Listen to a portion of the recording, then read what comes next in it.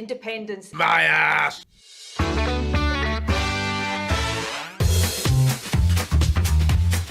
It's Breaking the News with Des Clark. Hi, I'm Des Clark, and this is Breaking the News, the show that breaks the week's news and asks four opinionated panellists to put it back together again.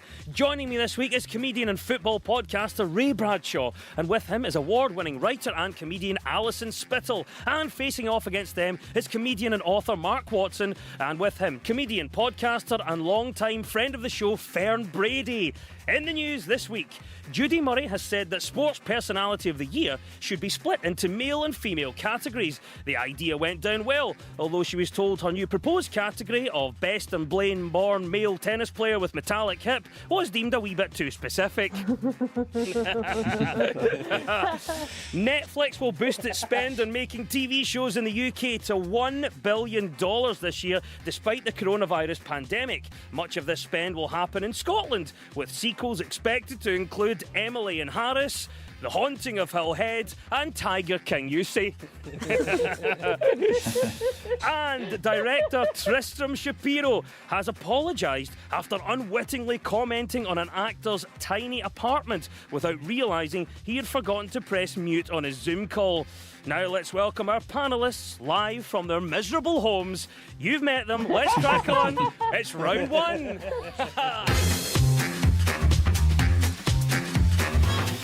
This is the Broken News Round, where our teams have to guess the two major stories of the week that have been mashed together into one single news headline. So, Ray and Alison, can you tell me our first story, please? Joe Biden has been given the official go-ahead to enable families across the UK to meet in the White House. It's understood travel restrictions will be lifted so Donald Trump and Republicans can reunite over a 5-day period. But the definition of what constitutes Christmas will vary across the country. Ray Bradshaw, any thoughts as to what our first story might be? I'm guessing it will be the fact that we can see each other at Christmas time for 5 days now. Yeah. And what about this? Obviously, it's some new rulings that's come out. Are you happy that it seems like there's going to be an easing of the lockdown, Ray, for Christmas? Not really, because I was quite looking forward to not having to go to my family's for Christmas, and now there's a bit of a pressure in that. I think it's quite interesting, though, because I was chatting to one of my mates, and he's one of 4 kids, so his mum and dad have to choose which kid doesn't come, which made me think that they've only made the decision of 3 families so Boris doesn't need to see all of his kids' mum on the same day. Brilliant. Oh. Yeah, it's the news that between the 23rd and 27th of December, coronavirus restrictions across the UK will be eased to allow people to mix with a slightly wider circle of family and friends. 3 households will be allowed to form a temporary Christmas bubble, and they can mix indoors and stay overnight. There will be no limit to the number of people in a household joining a bubble. However, the rules about what counts as a household will depend on where you are in the UK. Here in Scotland, First Minister Nicola Sturgeon said the relaxation of restrictions will not be extended to cover Hogmanay, indicating that in order to maintain social distancing, the traditional first foot may well be increased to the first 6 foot. So, it's happening, Alison, and there we go. 4 nations approach. Are you happy there seems to be an easing of lockdown for Christmas? Yes, I am. Christmas has defeated COVID, and what a time. What a time. The best PPE that you can get is faith and hope.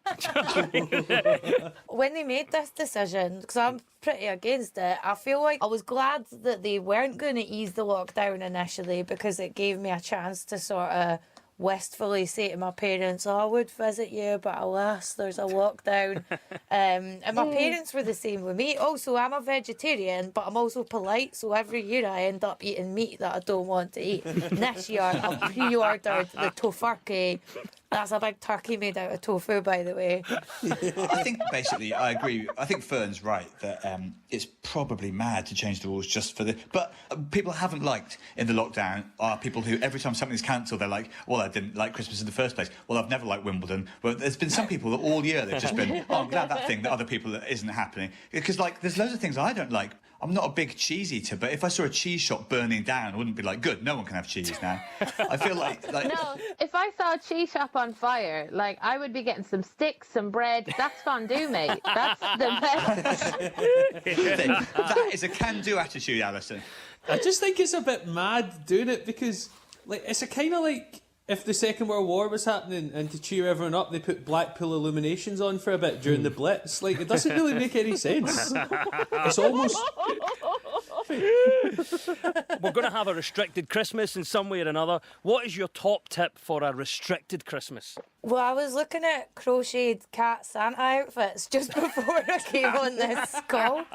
It's weird. I'm not normally a Christmassy person, but I've gone really full on this year with the decorations and stuff. So I'm really going over the top to cheer myself up. Mark, a final word on this to you. What would be your top tip for a restricted Christmas? If you've not got kids, it's easy to forget this, but you don't have to get up. Just basically don't do anything.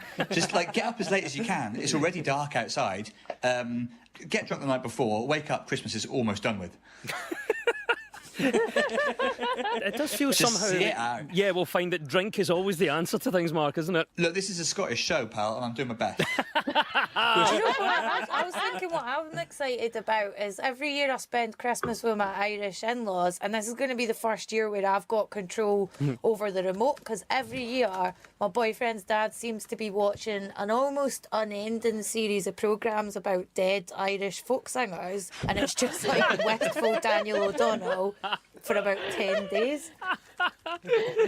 The rules surrounding gatherings this Christmas is the correct answer. Well done, Ray and Alison. You get 2 points for that. Now to you, Mark and Fern, what was the other story we were after? Basically, it's about how Donald Trump's finally conceded, except he's kind of half said that Joe Biden can move in to his house, but is still going to fight it in the courts. It is the news that President Trump has accepted a formal US transition should begin for President-elect Joe Biden to take office. The president said that the federal agency overseeing the handover must do what needs to be done, even as he vowed to keep contesting his election defeat. The General Services Administration said it was acknowledging Mr. Biden as the apparent winner, and this came as Mr. Biden's victory in the state of Michigan was officially certified. Do you think this is as close, Mark, as a concession that you'll get from Donald Trump?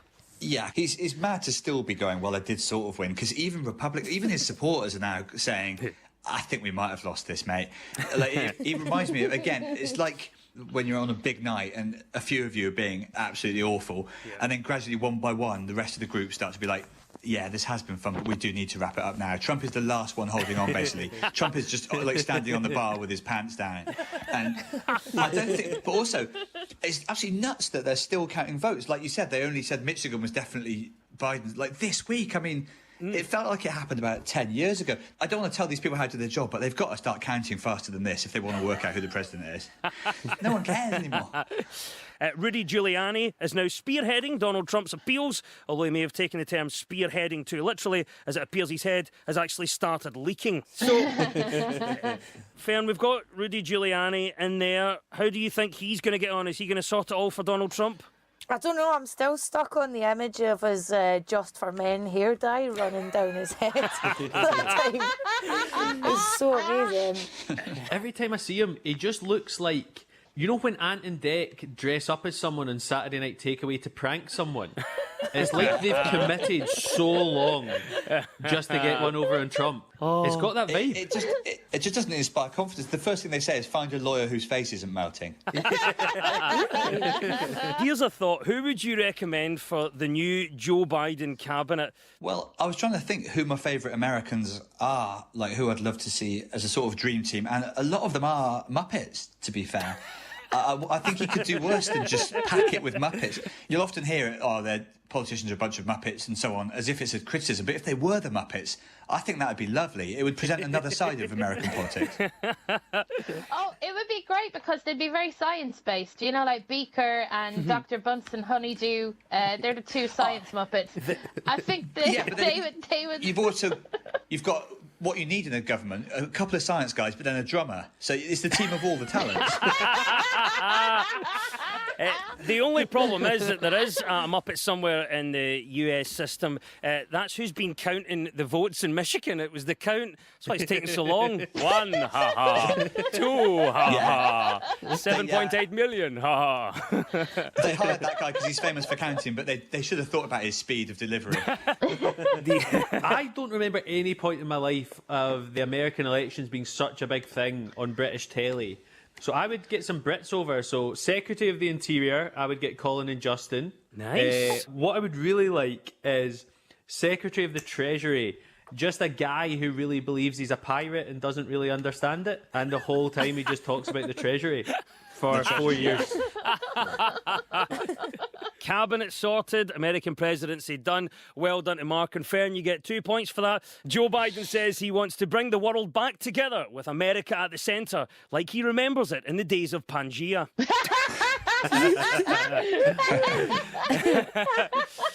And at the end of that round, the teams are on 2 points apiece. Now, so much of our news is about public opinion, and this week we spoke to two good pals of mine, presenter and national treasure Kirsty Wark and wrestler and actor Grado. So, what story do you think Kirsty is on about here? When I hear those words, do I think of the plague, people camping outside shops? I'll be honest, I quite like to shop, but really, I'm not sure we're really getting a bargain when it's like maybe $9.99 instead of £10. She's probably talking about the idea of Black Friday, its continued existence, even though I think we're all aware it's not a real thing. Yes, it is the news that Black Friday is once again upon us, but this time it's happening almost entirely online. In France, the government has announced that they are postponing Black Friday in an attempt to help smaller shop owners who have complained that retail giants like Amazon have been stealing business from them during France's coronavirus lockdown. Small retailers really do need our support, which is why I often support the smallest retailers of all, vending machines. So, Mark, I think it's obvious to say then you're not a big fan of Black Friday. Like, I think it's a bit of a stretch to claim that there's something special about it. It's like, oh, this is just before Christmas shopping gets started, so we'll have a thing called Black Friday. But now I'm getting emails going, we've got pre-Black Friday offers. So then, and then presumably next year they'll be, in Halloween, they'll be going, hey, before November even gets started. So we're like, why not just send me an email on January the 1st going, buy all our stuff, you moron? Because that seems to be basically where this idea is pitched. Alison would definitely like it because she loves watching videos of people battering each other, and that's the main point of Black Friday. Like, she finds it really soothing. Is this true, Alison? I go to chip shops at 2 o'clock in the morning on Saturday night, even if I haven't been out drinking, just for dinner and a show. It's wonderful, you know. The other thing is, a lot of us got that energy out of our system with the great toilet roll wars in March, so we've already kind of done it at the start of the year. I was going to say, I'm not looking forward to Black Friday, right? Because it's such an American institution pushed upon us. It's like, you know, having an open and loving relationship with your father, right? It's something gauche and over the top and very American to me. Ray, what about you? Give me a second, Des. My dad just texted me to tell me he loved me, so give me a second. Right, cool, we're fine. It's the time of the year you're supposed to get the best deals. What's the best deal you've ever got? When I first moved to London, I used to find loads of good stuff in the street and bring it home, but then my boyfriend said that was weird. Especially when I'll be like, I found these biscuits unopened on a train seat. Alison, what about yourself? I don't know if you're someone that goes after a bargain or a deal, but it's this time of year, isn't it? What's the best deal that you've ever got? Once outside a nunnery, there was a skip, and I felt compelled to go into the skip and have a look to see what they were throwing out. A lot of VHSs, but I got this. I got this glow. Yeah, Sister Act 2. Nuns on the run. Wow. But I took a glow-in-the-dark St. Clair, which is the patron saint of television. It was still in his packet. And it's supposed to bless your television when you put it on top of it. I've been having a great time. Ray, final word to yourself in this one. What's the best deal that you've ever got? I honestly thought when Alison said the best deal she ever got was in a church, I thought she was going to say one time I went in and I got free wine and a biscuit. And I thought that was going to be her best deal. I was like, it's just mass. Yeah, that's a Catholic Lunchables. That's what that is. It's brilliant. Yes, well done. Black Friday is the correct answer. 2 points go to Mark and Fern. Right, Ray and Alison, what do you think Grado is talking about here? You've got him that all the women fancy telling you that you've only got so long to go, and he looks at you funny if you're using the wrong oven and stuff like that. You really doing that? Is that what you want to do? Aye, it's my man to do. Years ago, he just looked like a guy in a goatee, somebody that would sell you a motor. But my girlfriend's telling me that he's delicious. Yeah, so I think it's about Bake Off, because there was an oven mentioned and it's this week. It has to be that. It is exactly that. One of the big stories this week. Well done, Alison. It is the news that the Great British Bake Off is celebrating its 10th birthday. And of course, this week saw Peter Sawkins, a finance student from Edinburgh, become both the youngest ever winner and the first Scottish winner of the show. Well done, Peter. Do you watch it? Are you a fan of the show? I love Bake Off so much. And the interesting thing about me, I don't like cake. You wouldn't think it, but I hate cake. But I love competition. I love tears. I love people crying over stuff that really doesn't matter in the long term. You might be thinking, do I like that? Yeah.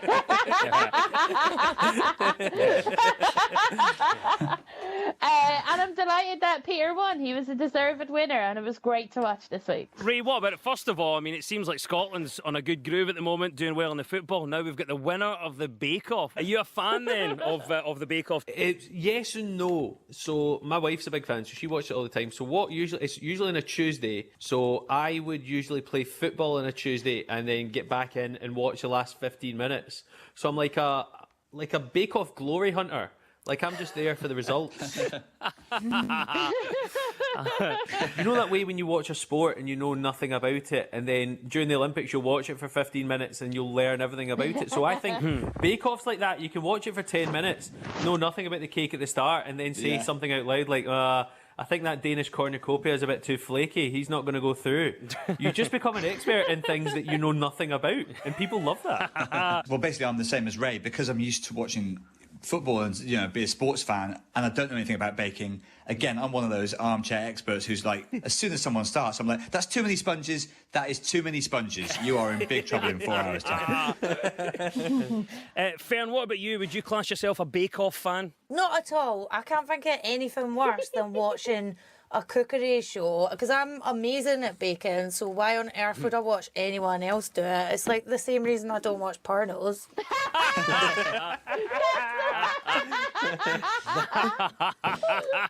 Alison, what about yourself? We're talking about reality shows like the Bake Off, but if you could appear on any reality show, what would it be? Oh, I would go on Love Island 100%. It would be Love Island for me. Yes. So this is the role I see myself being on Love Island. Like, I would be the mate that tells them to reassess their life decisions. I'll be like, look, Gemma, you don't have to do anything with Scott tonight. Think of God. I would... Fern, what about yourself? We're talking Bake Off. If you could appear in any reality show, what would it be? I would go on maybe the ice dancing one, like Strictly, but no one ever leaves their partner for an ice dancer. Or I would go on... There was a show called X on the Beach, which was like Love Island, except people's exes came out the sea and onto the beach. And I would go on that purely for the opportunity to push some of them back in. Paul Hollywood says at the end of this series of Bake Off, he doubled in size. That's because he was covered and left in a warm drawer for 1 to 2 hours. Hey! There we go. 10 years of the Great British Bake Off is the correct answer. And 2 points go to Ray and Alison.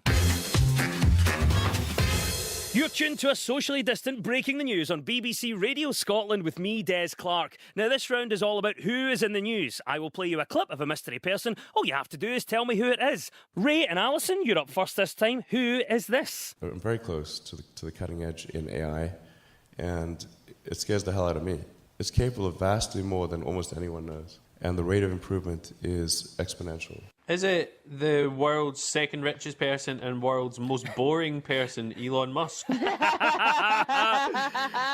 right, and well done for identifying why he's in the news. Yes, Ray, it is entrepreneur and incredibly wealthy man Elon Musk. Musk has overtaken Bill Gates to become the second richest person in the world. The 49-year-old's net worth has risen by $100 billion this year, outranking everybody else on the Bloomberg Billionaires Index. In the year 2020, Ray, we're all having this tough time. Should it even be a shock now to know that the rich are getting richer? Nah, not really. I think that's kind of the world that we're living in just now.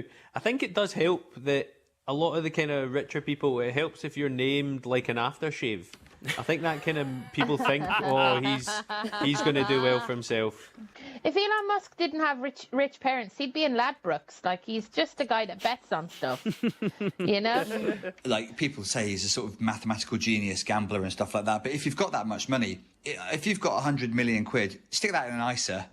You're done. That'll be 100 million quid and 30p before you know it. I reckon he's just a guy that somehow found a way to have thousands of ISAs. Now, Elon Musk says he plans his entire day in 5-minute chunks.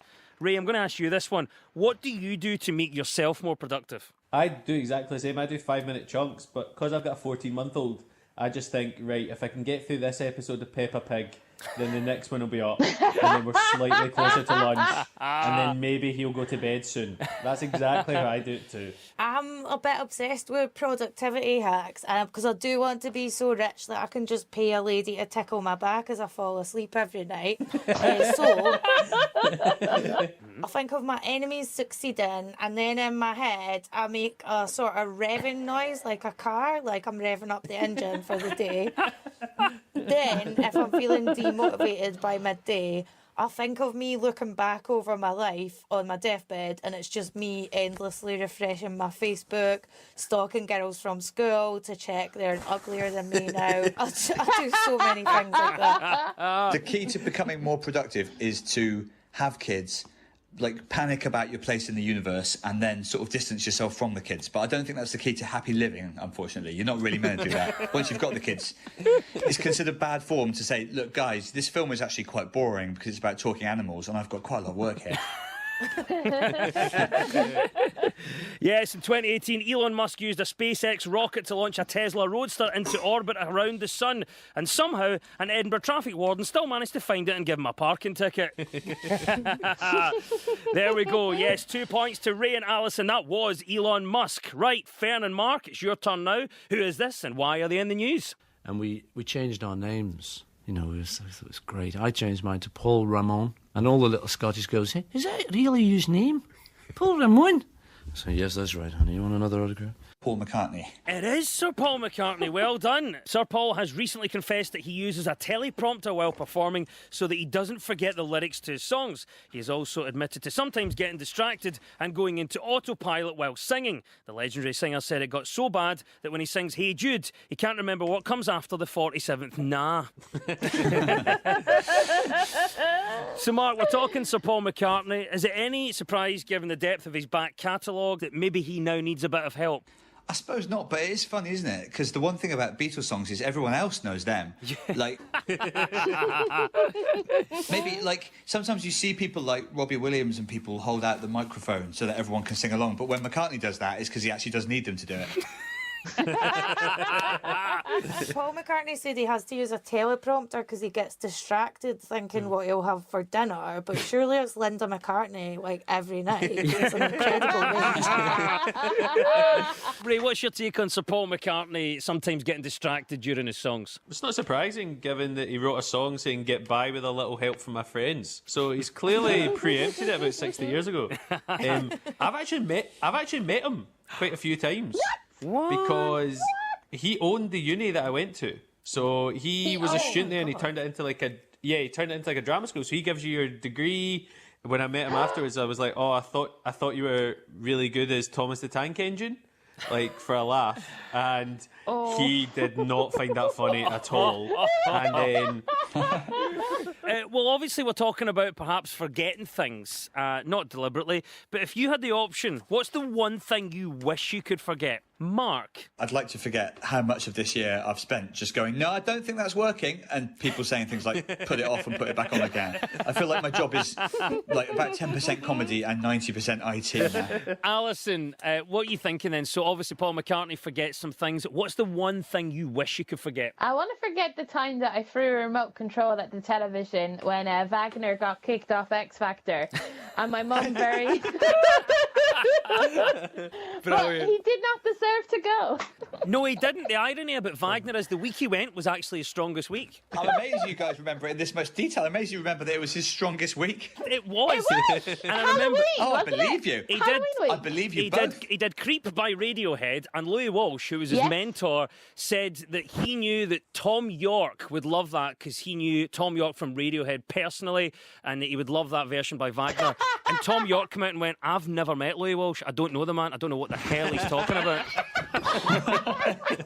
Ray, question for you then. So we're talking about forgetting things. What's the one thing you wish you could forget? Oh, mine's is easy. I did a TV interview where I was trying to plug my Fringe show and I couldn't remember the word venue. So instead of venue, I went for, it's a really nice show, Putters Honours. And then, I just sank. And then I came out and I had like 10 WhatsApp messages all like, show Putters Honours, haha. And then my mum had texted me saying, "Why do you always bring shame in our family?" And I was like, "Oh, thanks, Mum." Sir Paul McCartney is the right answer. 2 points go to Fern and Mark. And it's time now for our final quickfire round, which is all about deciphering the numbers in the news. So I will read out a headline. All the teams have to do is fill in the blanks. So get ready, teams. When we run out of time, you'll hear this. Now, this is a serious, sexy baby voice. Oh, that is boss baby herself, Kay Adams there. Right, get ready, teams. Let's go. 100 people in the Highlands do what? Massive practical joke where they will hide and then jump out at tourists and go boom. Is it that? Yeah. We've done one with a monster for long enough, so that's actually not beyond the realms of possibility. Exactly. You're humorous people. 100 people in the Highlands do what? Do not appreciate me Googling Highland stereotypes. 100 people in the Highlands do what? Tell American tourists if they were here yesterday, they would have seen Nessie. 100 people in the Highlands do what? Do the hokey cokey and they turn around. That's what it's all about. The actual answer is this. 100 people in the Highlands go to a concert. Yes, it was Scotland's first indoor music gig since lockdown. Now, this is a serious, sexy baby voice. Oh, just in the nick of time, that is the klaxon. Kay has Adams, and it means at the end of the quiz, our winners this week are Ray Bradshaw and Alison Spittle. Yay! And commiserations to Fern Brady and Mark Watson. Yay! And we'll leave you with the breaking news just in. 9 in 10 senior roles in financial services are held by people from the higher third of socio-economic backgrounds, according to a new study. The Financial Services Authority say this didn't indicate nepotism, at least according to the chairman, or as they call him, Dad. The world's first ever song produced for dogs has been released in time for Christmas. It's a new version of the 12 Days of Christmas that ends with a postman getting chased up a pear tree.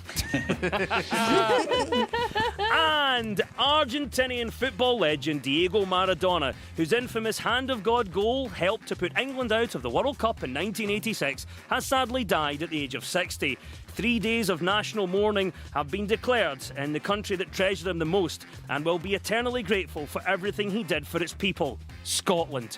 The news is broken. I've been Des Clark. Goodbye.